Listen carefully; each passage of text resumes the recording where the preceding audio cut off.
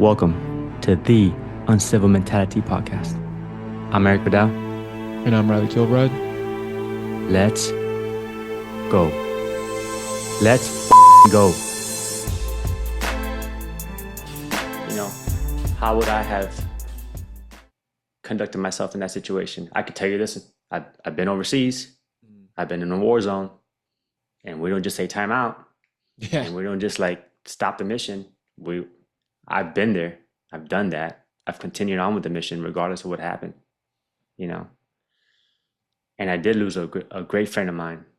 I still speak his name, John Winterbottom, to this day. And and we had a mission to complete, and we had a mission. There was no other choice.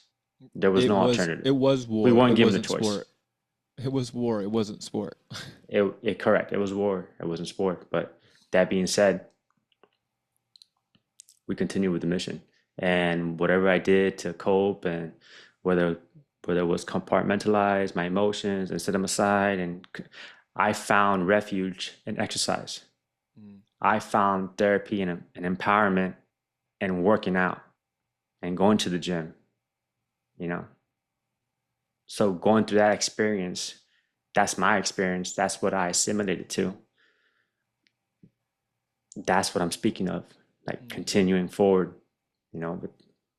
So that was to give anyone context or to make anyone try to understand where I'm coming from. That's what I had to deal with. Yeah.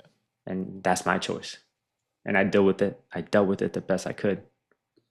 And I think the athletes were doing that in the best way that they could. All right. So this will be our 2024 CrossFit Games recap show. Again, one for the books. I think we should really only talk about the competition in itself, the events, the rookies, the highlights, the lowlights. I think with all that has happened, I still think there's a lot of good competitive fitness that was had. So yeah, I really just want to dig into that part. Let's do it. Yeah, as a fan, what'd you think? So overall, let's look at the winners first. So male, female, and team. So what you think? It was a no-brainer. Tia Claire told me it didn't matter who showed up to the competition, she was going to take it. She looked unstoppable in the mile run test. She looked unstoppable in the sprint right after the mile run test. Lifting heavy. It didn't matter who was in front of her, man. She was going to take it. So it doesn't matter that Laura Horvath, she withdrew from the competition. Not a factor. If anything, she would have taken a couple points, but you know, her win would not have been as dominant, but it didn't matter, man. Tia Claire Toomey's on top of the podium. Gabby Magala was second, followed by Emily Rolfe, third. So yeah, stacked on the women's team. It was on the women's side of the competition. Tia Claire Toomey was going to take it regardless. James Sprague, wow. Well, yeah, I did not see that coming. Man. I did not see that coming. Right, so Jeffrey Adler would have taken some points, and he probably would have done some work. You know, I'm not to speculate, which I'm going to do right now. I'm going to speculate. He would have probably won the competition. Now. Was that? I said we're professional speculators now. Professional speculators. Just give us a mic, man. We'll have an opinion on something. So yeah, Jeffrey Adler withdrawing from the competition. Obviously, that would have been, you know, his to lose.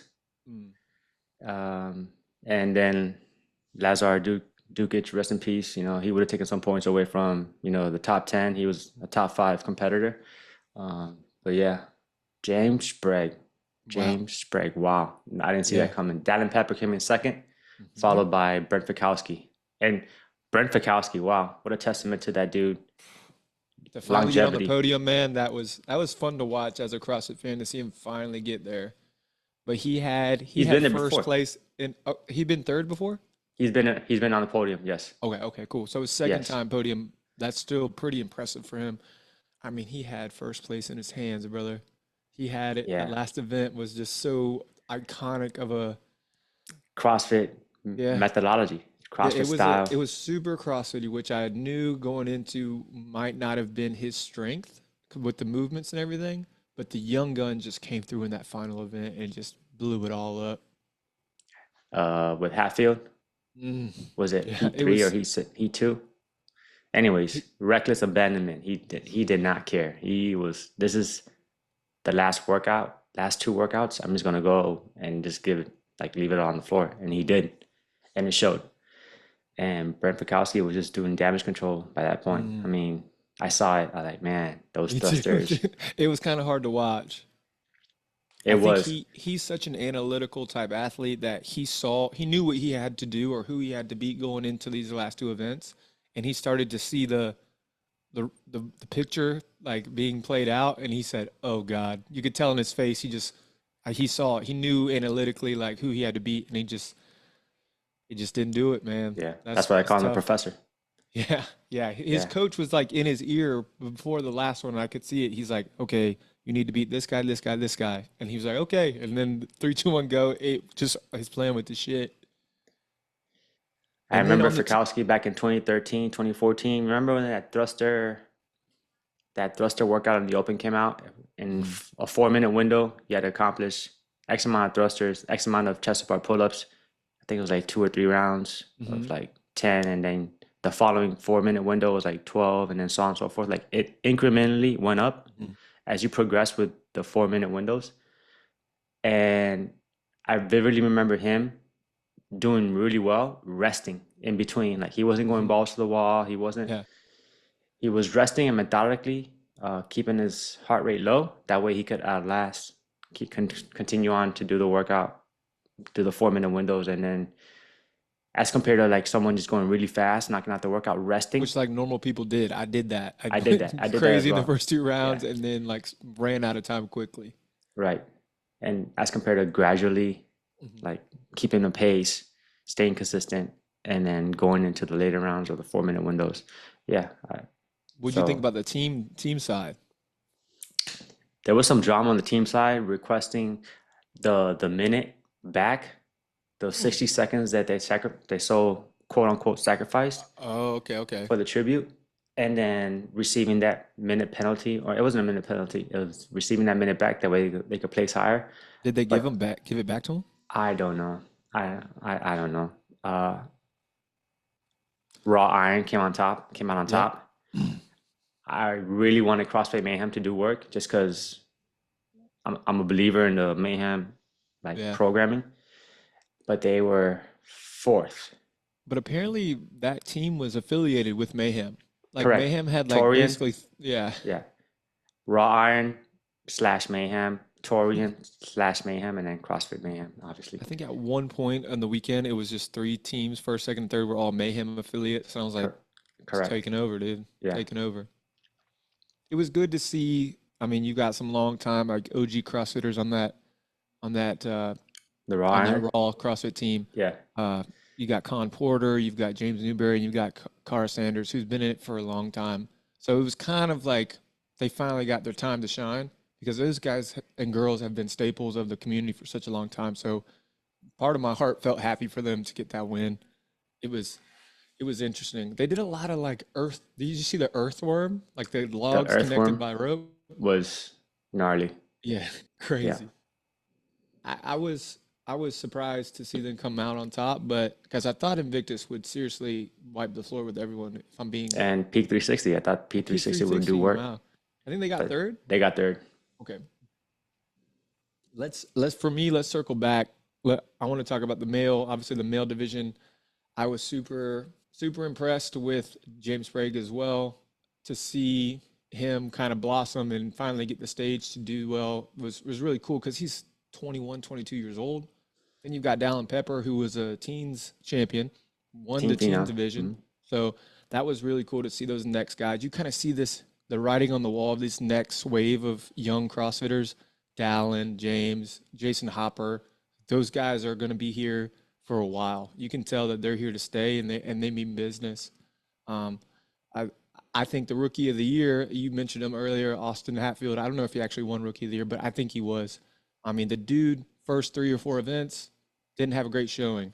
But from Chad on, he had like a second, a seventh, an eighth, and then 2 first place. Like cut it on the back half of the competition as a rookie. That's pretty impressive. Um, to see such a shorter athlete get second in Chad was super impressive. What'd you think about Chad, the setup? I thought the double box setup was nuts. I thought that It was was really gnarly. cool. Yeah, it was. You couldn't have practiced that unless you knew. And apparently some people knew there was a leak or something like that. But There was the boxes back in the warm up area, mm, and they were trying to hype it up the week leading to the CrossFit Games. There's a twist or mm, whatnot, and there was an actual twist. But the standards were 2 feet on the ground, 2 feet on the box, 2 feet on top of the box, 2 feet on the other side of the box, 2 feet, 2 feet. Yeah. mm, When I saw James Sprague take that Chad workout, I was like, oh man, yeah. this guy's got momentum. He's got so much belief in I think himself. he started to believe that he could do Yeah, it. And that yeah, sometimes that's huge for those competitors that are like, oh, I belong here. Like I can do this. I can compete at the highest level. Dude was well spoken too. Every time he got a chance to do an interview, super open and super, I mean, well yeah. spoken. I'm always impressed to see those athletes be really athletic and they're really well spoken. Clear-minded. He had a message. I mean, Yeah, I think he was laser focused, man. yeah, It was and it fun to showed. watch. The ladies, obviously, Tia is. I kept saying to Megan, man, I want to see her blood panel. Like I want to see her blood work. Not that I think she's on any type of, you know, any type of drugs or anything like that. I just want to see what her blood works like. Like I want to see her, like I want to see her chromosomes. I'm like, she's just built different than the rest of us, Impressive, man. man. 7-time CrossFit Games champion, first time ever. Most likely, I think we're witnessing history, man. Yeah. I don't think anyone could touch that, especially how on the men's side, on the women's side, how these human beings are just evolving. Mhm. Man, I think we're witnessing history being made. I And think then to be a that's mom last year, to come back this year, yeah, dude, yeah. So I unstoppable. told Megan while we were watching it, I was like, at this point, we're just witnessing greatness. Like at this point, we gotta just surrender to it and just, you know, she's gonna be the fittest woman on earth until she decides that she doesn't want to be, and that we just gotta, admire while we can, like, because when she's gone, it'll be over and someone else will take it. But she's just in a zone and she's just talented, man. She's super super just fit. It There's was pretty nothing that she impressive. can't do, like Nothing she so. can't do. In theoretically, like I was saying in a textbook, because we this week we're doing at Carolina CrossFit, we're doing a lot of like the games workouts, but just kind of modified. So today I just coached a class at 12, and the mile time trial, the track day. Like I loved that event. Like I thought that was super cool for them to test the mile time trial into this like weighted run with the shuttle sprints. Realistically, the person that you think would win the mile time trial would not be the same person that would win the sprint. But in both events, you had Ricky Garrard and Claire Toomey both win at those events. Like that makes no that's it's crazy fitness levels. You shouldn't be able to do that. Like I was about to say, impressive to see her recovery in between events. It looks like she's fresh. Like she just, that's her first workout of the day. And no, it's not. It's the second workout, second event, third event of the day. And she's still out there dominating, putting in work. Like impressive. Her third overall placement in the run swim, Mm, man, she was just dogging dudes. yeah. She I took it think to world-class athletes and third overall. So it was Holta, Fikowski, and then it was her, Tia Claire Toomey, in that mix of all these CrossFit Games competitors, male or female, it doesn't matter. She's a force to be Kristen reckoned with. Holta, that's an OG CrossFit girl right there. She'd won everyone. I think that was the only one that could compete with her was Tia in those endurance events. Oh, back in the day, and Yeah. Christy Eremo That's as another well. one. I'm No, trying to but think. I forget what the dude from Belgium, Holta, Holste, Yeah, Yele Holsta. Yella Yeah, Holste. yeah. Yeah, He he got first in he the went run nuts, swim. but then watching him the rest of the weekend, I just feel like he wasn't like he doesn't move very well. Like I saw him doing those dumbbell snatches, and I was like, oh God! Like a lot of the CrossFitty type stuff, I think he's still learning, which is scary because his endurance is nuts. I think you give him a couple more years to specialize in the sport of CrossFit, he's gonna be dangerous. I saw that event, and he was aggressive in the run, the five Mm, rounds, the 170-meter run, right into the toes to bar yeah. and dumbbell snatches. He was hot off the gate. Yeah, he knew what he had to do in that event to kind of like to be interesting in the mix. But But then he dwindled off, and then Jason yeah, Hopper and and James Sprague Jason was in the Hopper, mix. man, Jason Hopper, well, impressive. Because two Yeah, years ago, I don't think Hopper wins that event. correct. So you see the maturity or just like attacking weaknesses and going back to the drawing board in the off season and making sure that, this is a weakness or a deficiency. I'm going to attack it, address it, and I'm going to be better. And that's exactly, he showcased that.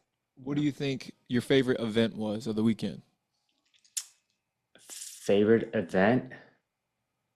It's got to be Chad.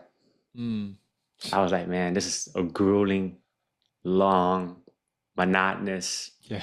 just same equipment, same repetition, etc., suffering. Yes, my favorite, dude. And my favorite thing to watch, to be honest, as a spectator, is fun to watch. But I've done Chad. I haven't done Chad like that, but that is some serious. It is some serious pain. It is seriously a rough workout.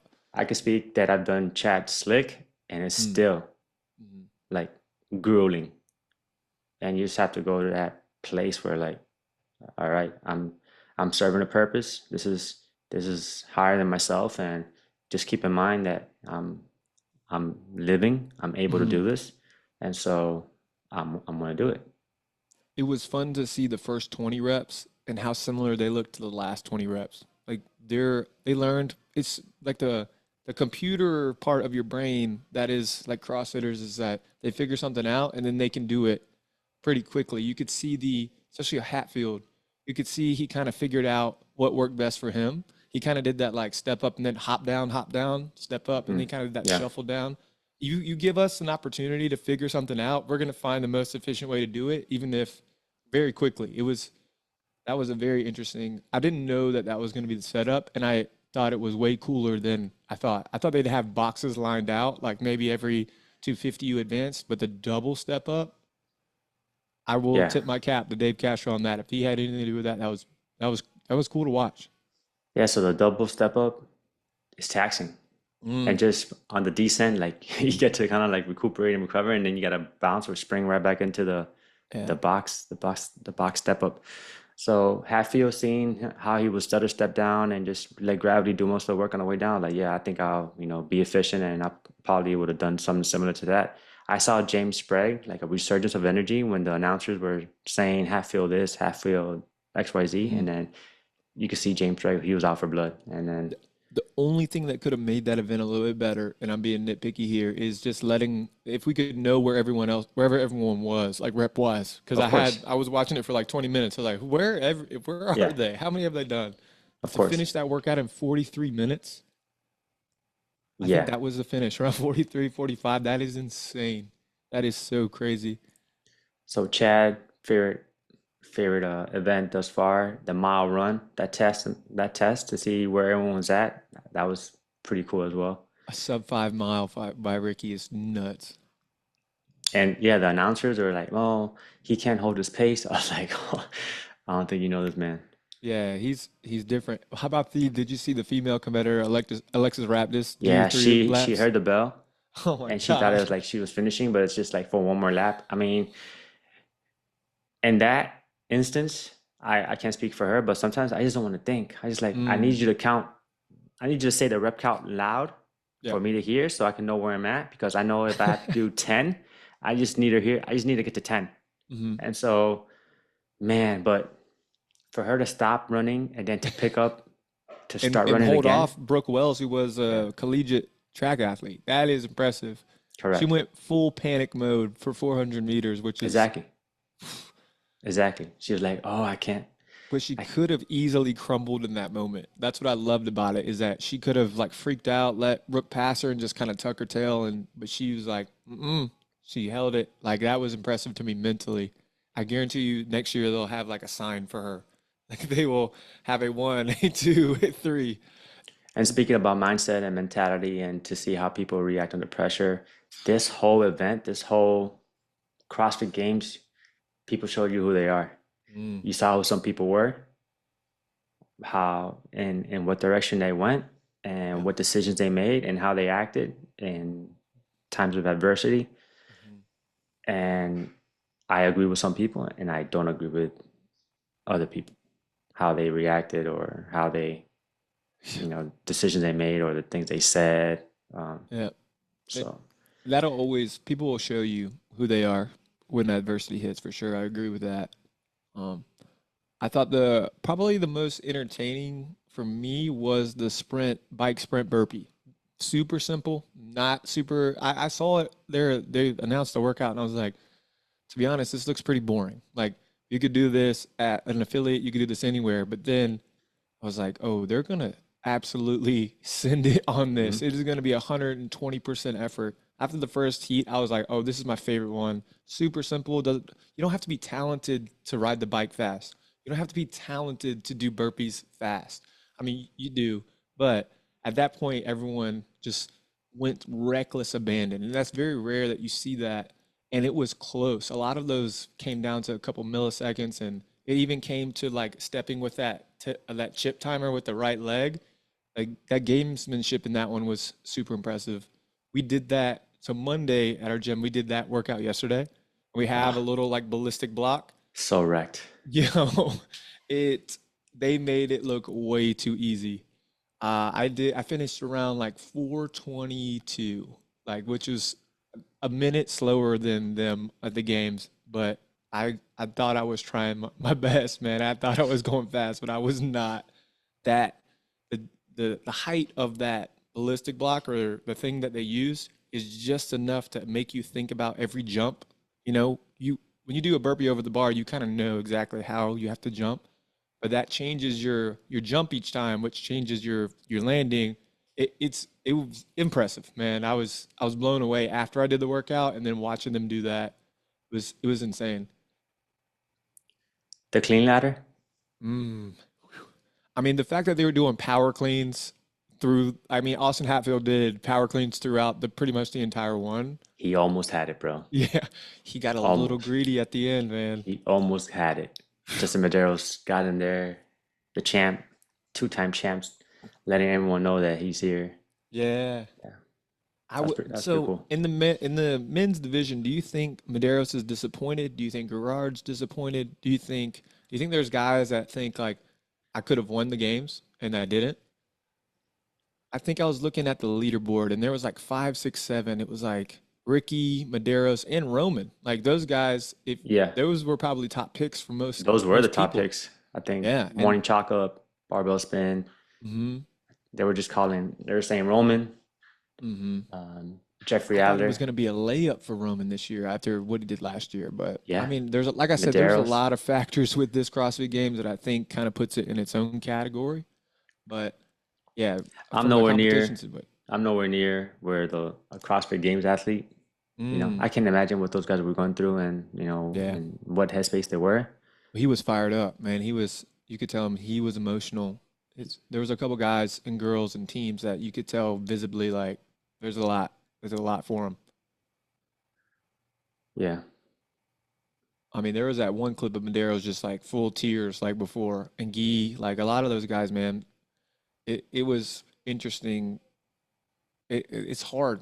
It's hard. And me and Megan were talking about this. We almost felt like the vibe, even as a spectator, you could tell the arena like was in a very weird, like there was the vibe was just different this year.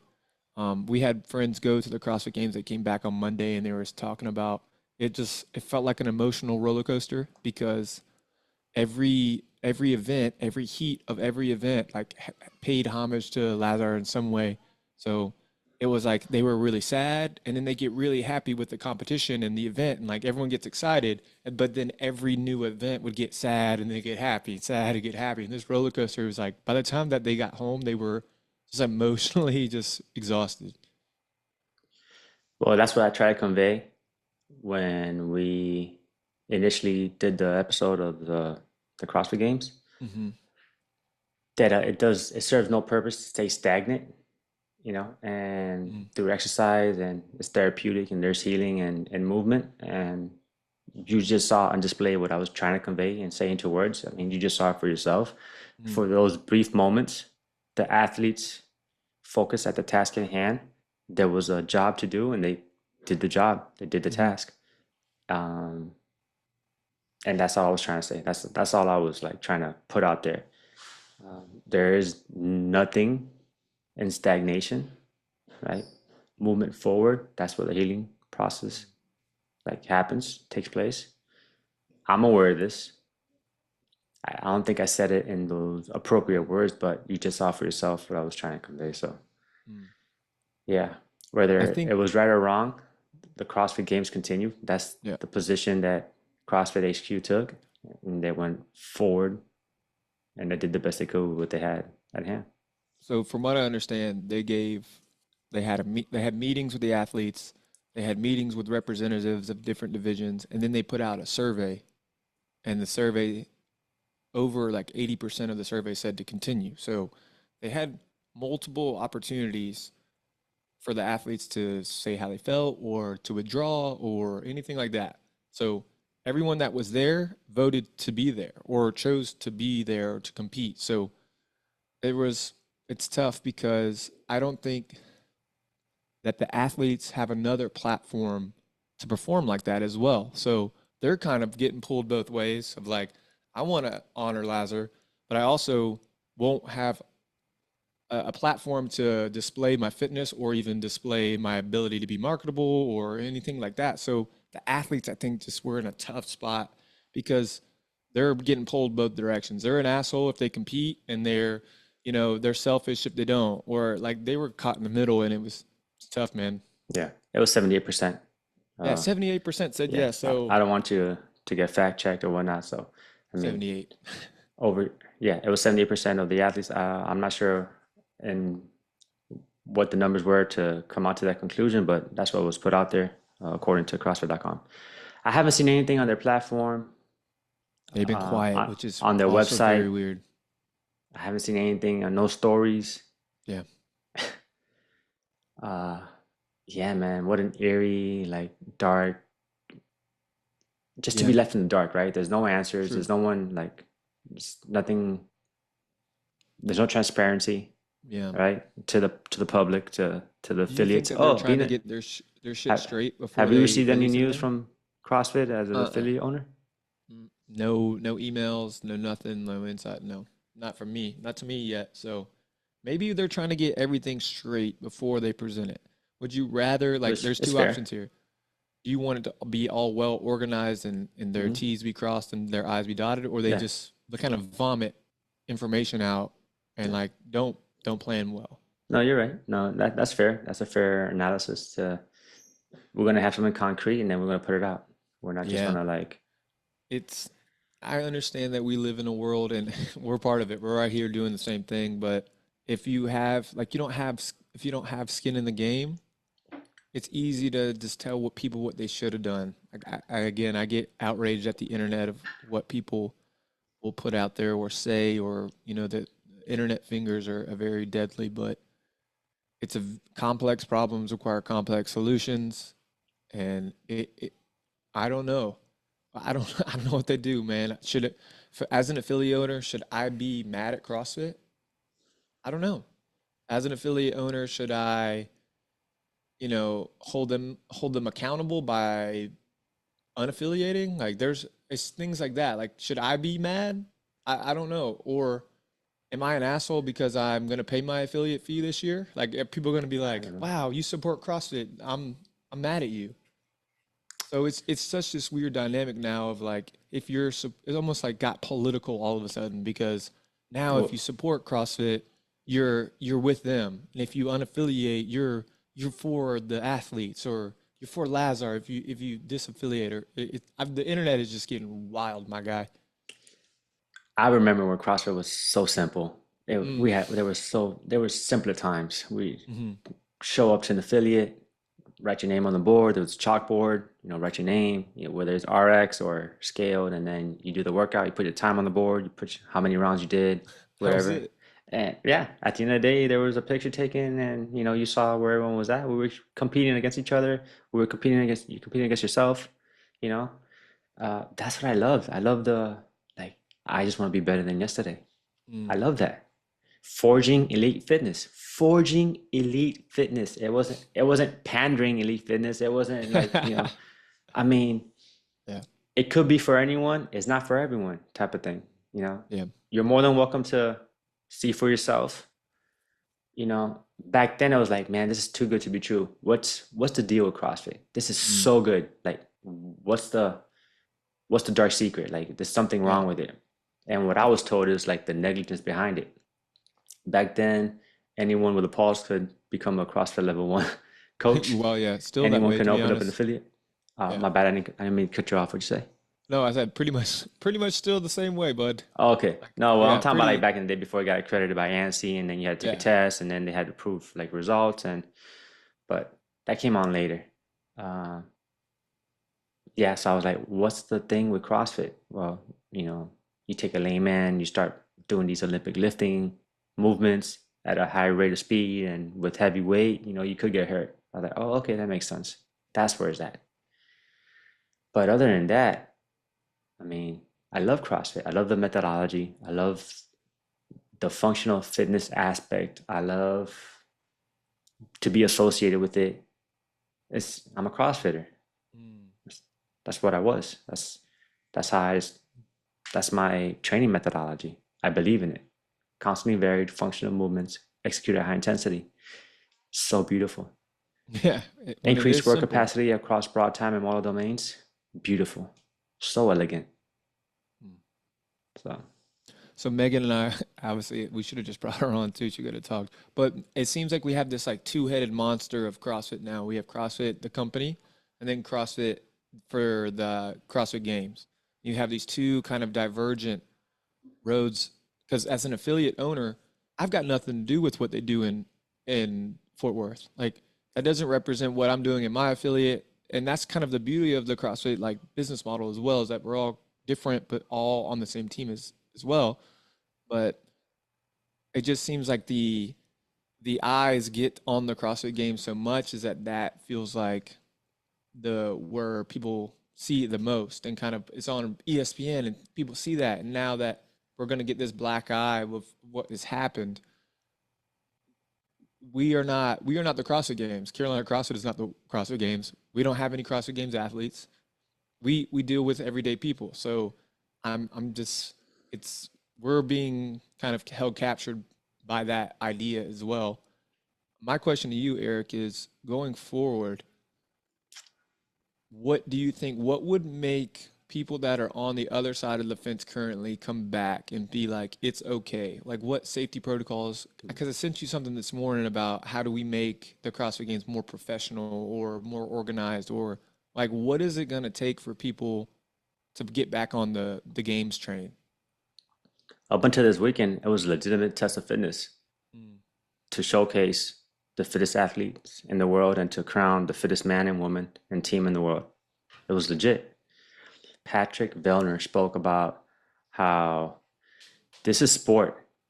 This is not war. Mm. Yeah. And I stopped for a second to hear the man speak, and I was like, you know what? I agree with that.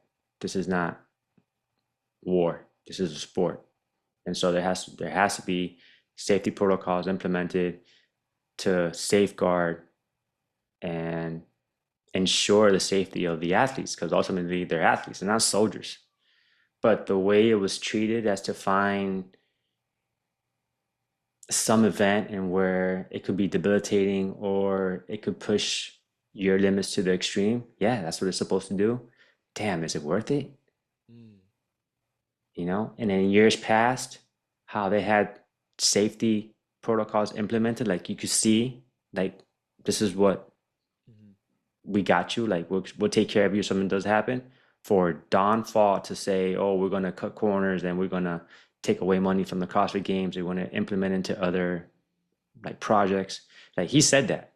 He Yeah. said, we're going to take away money from the CrossFit Games. Yeah. And essentially, that's what he said. And it was evident. You saw it. So moving forward, more transparency, Mm. hiring professionals. Like, enough with the volunteers, dude. Yeah. We get it. Like, it was super cool to be part of the CrossFit Games experience as a volunteer and, support the community, but there's nothing free in this world.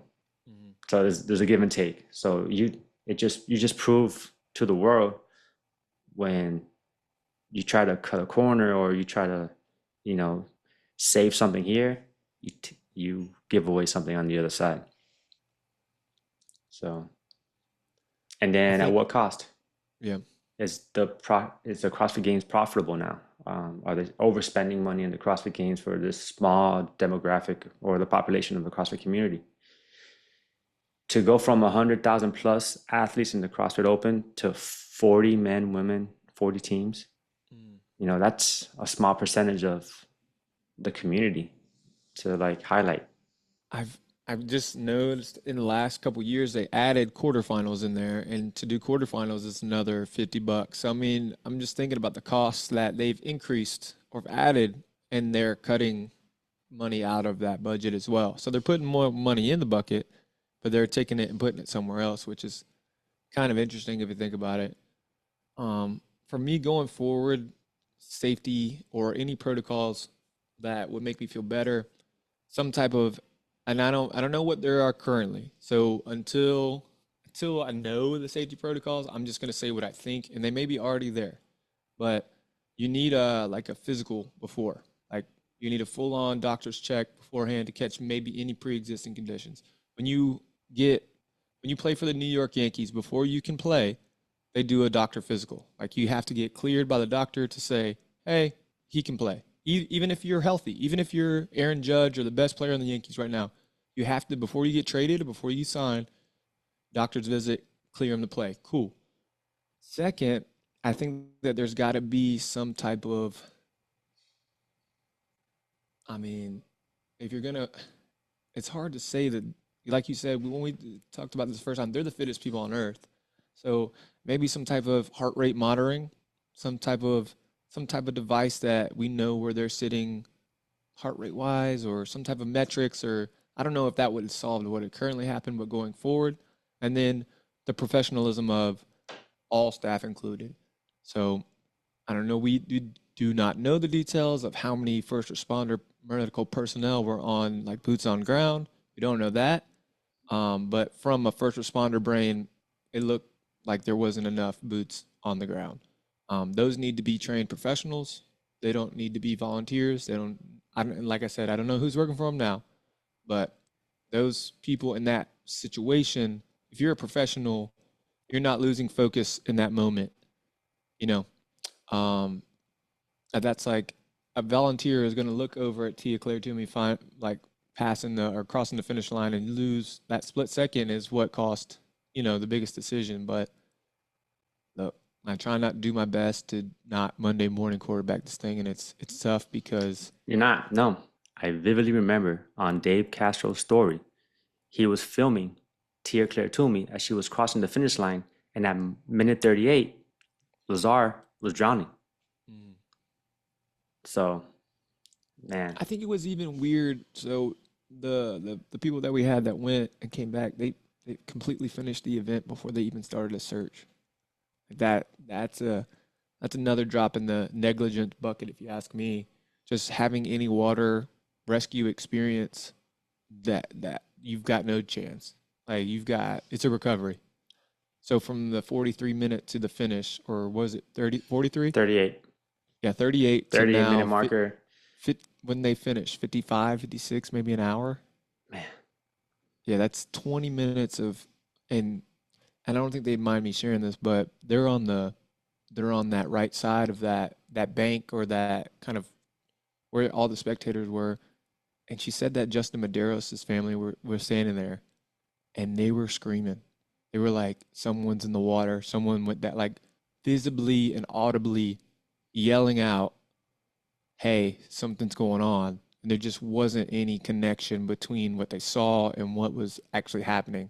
yeah, man, I don't know if incredible. that's the music's fault, if that's the So many but factors, my dude. yeah, exactly. It's so So hard many because factors. it's tough because everyone's a human, and I want to show grace to humans. But that's it's tough. Yeah, It's tough. sad, tragic. That's what they were saying that they thought something was wrong with people that were yelling. Like they were like, "Yo, what's going on? Like, why are you yelling?" Like almost like kind of like, "What the hell?" But then as things started to unfold, they were like, oh my gosh. Like we all just witnessed that, and it's tough. I'm glad I'm glad that I wasn't there. I would have been right there not knowing what the hell to do either, to be honest. No, Um, I think you would have known what to do.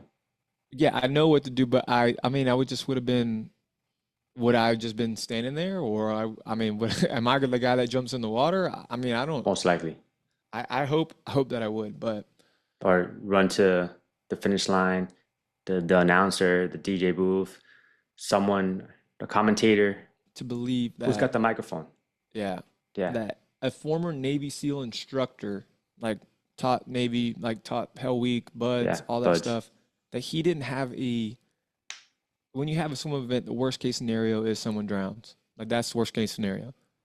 You got to bring. You got.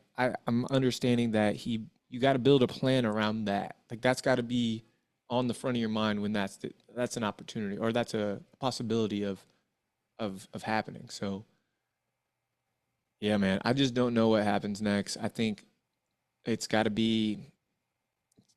It's a business world. At the end of the day, CrossFit is a business. So I think in a business world, you got to have the heads are going to roll. Someone's got to go. You know, I don't Right. know if that's necessarily the right thing, but I think that in a world of business, that's got to happen. Yeah. When the like in sports, if the head coach gets fired, the offensive coordinator goes, the defensive like the whole staff goes with them. So it'd be interesting to see what actually happens.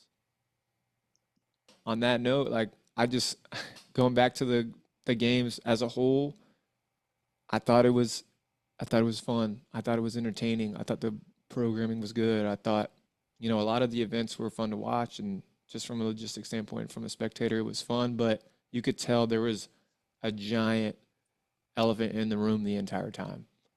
Nothing like that has ever happened and I mean, you could tell everywhere that something wasn't right. First and last time. It shouldn't have happened, Mm. right? We'll see, man. But I Makes me want to am. makes me want to compete. Yeah, I mean, dude, the CrossFit Games. We had a lady come in here today, like in our affiliate, say, "Alex, I saw the CrossFit Games and I wanted to come back. I wanted to come back and do CrossFit." So Yeah. as long as that happens, like that's as an affiliate owner, that's the coolest thing you can ever hear. Is that I saw the CrossFit Games and I wanted to start doing CrossFit again, Yeah. even with the tragedy that happened. That's Yeah, crazy. I low key want to compete. I low key want to see where I'm at in the world. I low key Mm. want to showcase my fitness to a certain extent, you know? And I'm talking all this shit, can I back it up? Yeah, No, I'm serious. Yeah. Like let's do it. I just said the word I'm a spectator and I kind of feel bad. Yeah, Like I don't want to be a spectator. I'd rather participate in the arena, you know? yeah. So low key, man. Yeah. The comeback's real. The comeback tour. I'm gonna do something. Do something. Hell I'm yeah. gonna do something. Well, I I think any type of fitness like that can inspire you to do anything. It can inspire you to be better dad, better, student, better, anything really. Like when you see people go through something hard like that, it inspires you to show up better in every way of your yeah. life. So it's another thing that CrossFit Games does for people. It shows them what's possible, shows what happens if you dedicate yourself to something, and sometimes you just got to try your best, even with bad circumstances. Exactly. How would I have conducted myself in that situation? I could tell you this. I've been overseas. Mm. I've been in a war zone, and we don't just say time out, Yeah. and we don't just like stop the mission. I've been there. I've done that. I've continued on with the mission regardless of what happened, you know. And I did lose a great friend of mine. I still speak his name, John Winterbottom, to this day. And you know, Mm. and we had a mission to complete, and we had a mission. There was no other choice. There was It no was alternative. it was We war. weren't It given the wasn't choice. sport. It was war. It wasn't sport. It correct. It was war. It wasn't sport. But that being said, we continued with the mission, and whatever I did to cope, and whether whether it was compartmentalize my emotions and set them aside, and I found refuge in exercise. Mm. I found therapy and empowerment and working out and going to the gym, you know. So going through that experience, that's my experience. That's what I assimilated to. That's what I'm speaking of, like continuing forward, you know. So that was to give anyone context or to make anyone try to understand where I'm coming from. That's what I had to deal with. Yeah. And that's my choice. And I dealt with it. I dealt with it the best I could. And I think the athletes were doing that in the best way that they could. Yeah. So. Yeah, man. Fuck, man. I didn't want to go there. Dude, yeah, but dude. that's as real as it gets, brother. Yeah. But we will. Look, I'm putting it out there. 2025 CrossFit Games. I'm gonna be there. I'm going. So I hope they have it because I would love to be there. Put it out there. Yeah. Put it out there. You say that. CrossFit Games. Hopefully I see you there. Hopefully I see everybody there. James Sprague spoke it into existence. You know, being a CrossFit Games champion. Ben Smith. He spoke it into existence as well. He wrote it down on his refrigerator in the garage. You know, CrossFit Games champ. So, to all the viewers and listeners out there, the Uncivil Mentality Podcast. Thank you for joining us. On behalf of myself, Erik Vidal. And I'm Reilly. Kilbride. Get after it. Get in your gear. Start f***ing training. It can never be enough.